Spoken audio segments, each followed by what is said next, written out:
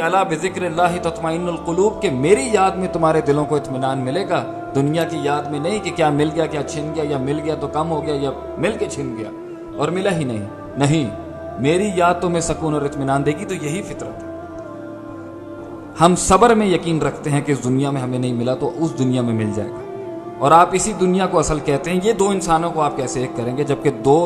جانوروں میں تو یہ اختلاف نہیں ہے، دو چڑیوں میں تو یہ اختلاف نہیں ہے، دو پہاڑوں میں یہ اختلاف نہیں ہے، تو آپ میں اور ہم میں کیوں یہ اختلاف ہے؟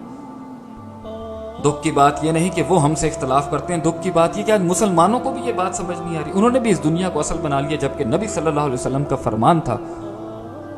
الدنیا سجن المؤمن و جنت الکافر، کافر کی یہ جنت ہے، مومن کا یہ قید خانہ ہے۔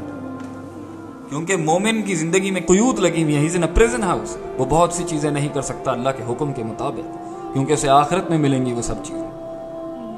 لیکن جب انسان اللہ تعالیٰ کے کلام میں اپنی آئیڈیالوجی اور اپنے عقیدے کے اندر بلیف نہیں رکھتا تو دوسروں کو فالو نہیں کرے گا تو کیا کرے گا؟ اور بے وقوف معاشرہ جو ہمارا ہے،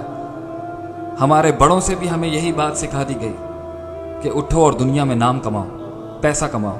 حیثیت بناؤ، اس کے بغیر کچھ نہیں ہے۔ اس آیت کا کوئی مطلب نہیں کہ فمن زحزح عن النار وادخل الجنہ فقد فاز، جو آگ سے بچ گیا اور جنت میں داخل ہو گیا وہ کامیاب ہے، نہیں، جو ڈگریاں لے کے آیا وہ کامیاب ہے۔ ہم اس کے خلاف نہیں ہیں کہ دنیاوی علم سیکھیں، لیکن اس کو اصل بنا لینا، 16 سال بچوں کو اسی تعلیم کے اندر رکھنا کہ وہ 25,000 کی نوکریاں کریں اور دین سے غافل، بسم اللہ الرحمن الرحیم کا ترجمہ بھی نہیں آتا،